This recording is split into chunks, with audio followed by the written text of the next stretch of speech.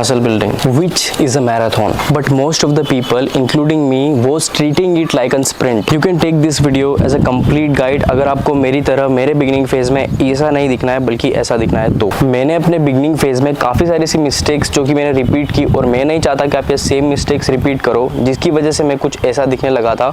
But after 3 years कुछ ऐसी research और टेक्निक्स के बाद दिस इज मी नाउ.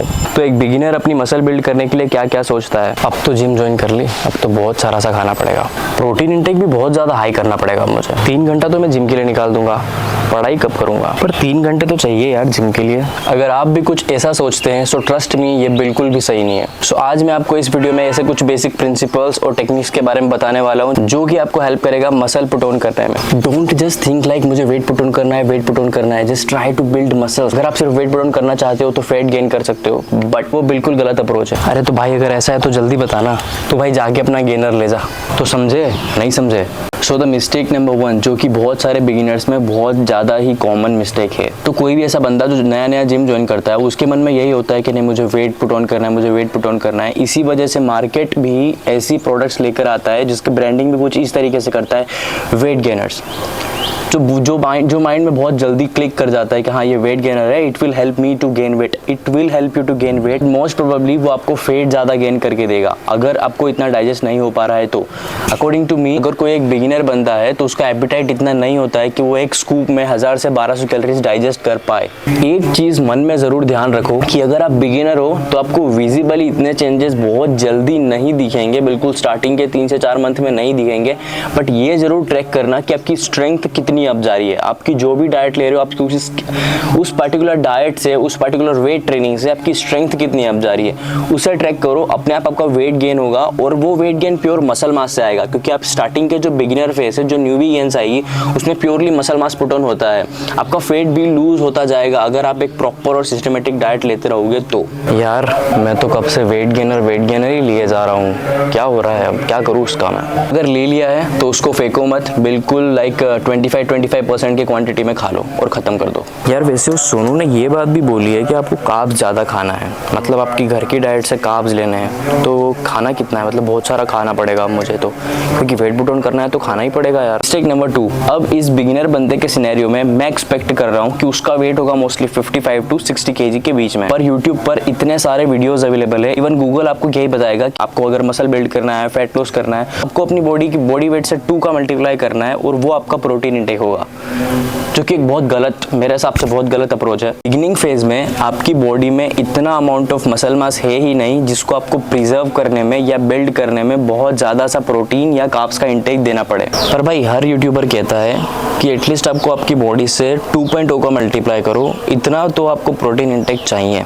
पर वो गलत भी नहीं कहता है, वो सिचुएशन पर डिपेंड करता है. जो मोस्टली यूट्यूबर्स है जो ऑलमोस्ट 4 से 5 सालों से ट्रेनिंग कर रहे हैं तो उनकी बॉडी में इतना अमाउंट ऑफ मसल मास है जो इतना प्रोटीन डाइजेस्ट कर सकते हैं, इतना मसल को फ्यूल चाहिए होता है ताकि वो 2.0 का मल्टीप्लाई करे, और जितना प्रोटीन उनको मिल रहा है उतना उनको चाहिए. लाइक अगर उनका वेट है 70 किलोग्राम्स तो 140-150 ग्राम्स ऑफ प्रोटीन वो कंज्यूम करते हैं ताकि वो अपना मसल प्रिजर्व कर सके और अपनी एक लीन बॉडी मेंटेन कर सके. और अगर आप एक बिगिनर हो और उनकी सेम डाइट देखकर आप अपनी बॉडी पर अप्लाई करोगे, it will not work for you, क्योंकि हर एक की बॉडी अलग अलग होती है, हर एक का बॉडी टाइप अलग अलग होता है. जो उनके लिए वर्क कर रहा है वो आपके लिए वर्क करे, ऐसा भी पॉसिबल नहीं है. तो आई थिंक आपको डाइजेस्टिव इश्यू होंगे.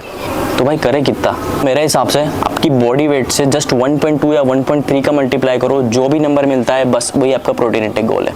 अच्छा, तो इसका मतलब ये है कि अगर मुझे उनके जैसा लीन बॉडी मेंटेन करनी है, उनके जैसा दिखना है, तो मुझे फैट कट करना पड़ेगा, मुझे उसमें तेल खाना बंद करना पड़ेगा, घी भी खाना बंद करना पड़ेगा, तब जाके होगा. मैंने तो उनको कभी देखा ही नहीं कि वो तेल घी खा रहे हैं. मिस्टेक नंबर 3, अगर आप जितने भी ट्रेंडिंग इन्फ्लुएंसर्स देखोगे, they actually maintain lean body ताकि वो ऑन कैमरा ज़्यादा अच्छे से दिख सके, उनका साइज थोड़ा ज़्यादा बड़ा दिखे. Even I do the same. तो बिगिनर जितने भी बंदे होते हैं वो सोचते हैं कि मुझे भी फैट लॉस करना है, भले ही उनकी बॉडी में थोड़ा बहुत कुछ फैट हो, और they wanted to look like them. But ऐसा बिल्कुल भी पॉसिबल नहीं हो सकता, क्योंकि वो 3 से 4 साल की ऐसी प्रॉपर ट्रेनिंग करने के बाद, कुछ decent amount of muscle put on करने के बाद, as a natural lifter decent amount of muscle put on करने के बाद वो एक फैट लॉस की स्टेट में जाते हैं, ताकि उनकी बॉडी से जब फैट कटे तो उनकी बॉडी एकदम निखर के अच्छे से दिखे. अब अगर आप अगर एक बिगिनर बंदा ये सेम चीज़ रिपीट करता है विथ लेस ट्रेनिंग एक्सपीरियंस तो वो कैसे अच्छा दिखेगा, बिल्कुल पॉसिबल नहीं है। फिर आप एकदम बहुत ज़्यादा से लीन लगोगे। और ऐसा बिल्कुल एक्सपेक्ट मत करो कि अगर आप उनकी डाइट फॉलो करोगे या मैं बिल्कुल सेम उनकी डिटो डाइट फॉलो करूँगा तो मेरा पेट लॉस भी हो जाएगा। मेरे जिम में एक बंदा आता था, वो मुझसे हमेशा पूछता था कि जैसे मैंने कट किया था कुछ टाइम पहले, तो मुझसे हमेशा पूछता था यार सोनू भाई आपने कट किया है तो मैं भी घी खा रहा हूँ, तेल खा रहा हूँ, तो मैं उसको भी 5-5 ग्राम तोल के खा रहा हूँ, बिल्कुल नाप के खा रहा हूँ। वो बिल्कुल बिगिनर बंदा है, लाइक उसको 2 से 3 महीना हुए हैं जिम स्टार्ट किया। आपको बिल्कुल ऐसा लगता है क्या कि नहीं उसे ऐसा करना चाहिए? सोच के देखो।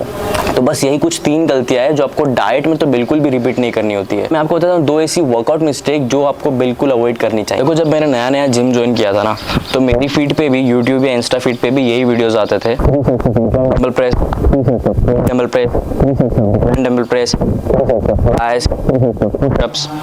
इतना ज़्यादा वर्कआउट वॉल्यूम देना is too difficult for a beginner, also for the intermediate athlete. ऐसा ही होता है, हम ये सब देख के हम भी इन्फ्लुएंस हो जाते हैं कि नहीं मुझे इतनी सारी एक्सरसाइज करनी पड़ेगी क्योंकि सामने वाला बंदा इतनी अच्छी बॉडी बिल्ड हो गई है उसकी, और वो बता रहा है कि नहीं उसने इतनी एक्सरसाइज की है, इतने रेपिटेशंस किए हैं, इतना वेट लिया है, और they will try to lift.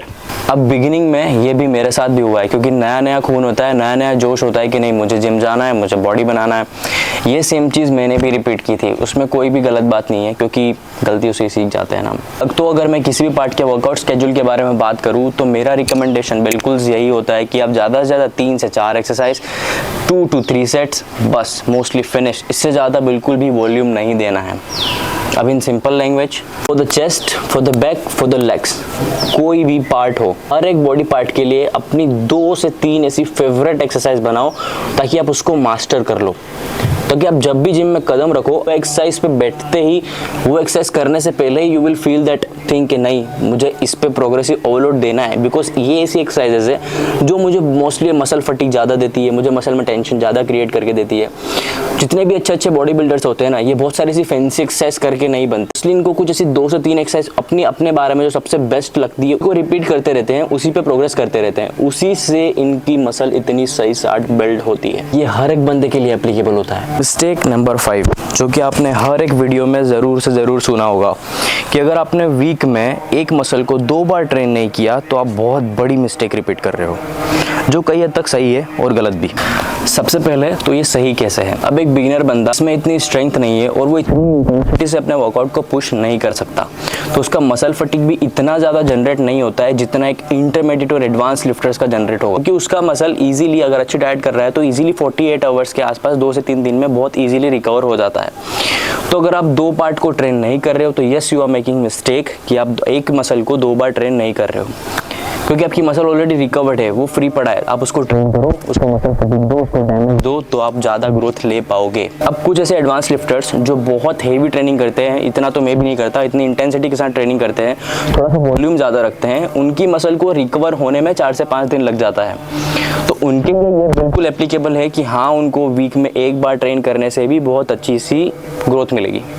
But for the beginners I think it is not applicable. एक बिगिनर इतनी इंटेंसिटी, इतने माइंड मसल कनेक्शन इतना अच्छा स्ट्रॉन्ग नहीं होता है कि उनका मसल फटीग इतना ज़्यादा जनरेट हो। तो मेरे हिसाब से यस, आपको एक वीक में आपका कोई भी मसल पार्ट है उसको 2 बार ट्रेन करना ज़रूरी है। इस धूप में रिकॉर्ड करना थोड़ा सा चैलेंजिंग होता है, तो अगर मैं आपके लिए कुछ मदद प्रोवाइड कर रहा हूँ तो शायद आपको भी मेरी मदद करनी चाहिए कि नहीं। सो सब्सक्राइब करो चैनल को। आपको कोई भी क्वेश्चन है आप मुझे पूछ सकते हो, लाइक कर सकते हो, इंस्टाग्राम पे फॉलो कर सकते हो। जो भी क्वेश्चन है मैं आपको ज़रूर रिप्लाई करूँगा। कोई नेक्स्ट टॉपिक आपको लगता है कि नहीं मुझे बताना चाहिए, जो मेरे लायक है कि हाँ मैं बता सकता हूँ, आपको लगता है अगर मैं एलिजिबल हूँ तो आप मुझसे पूछ सकते हो।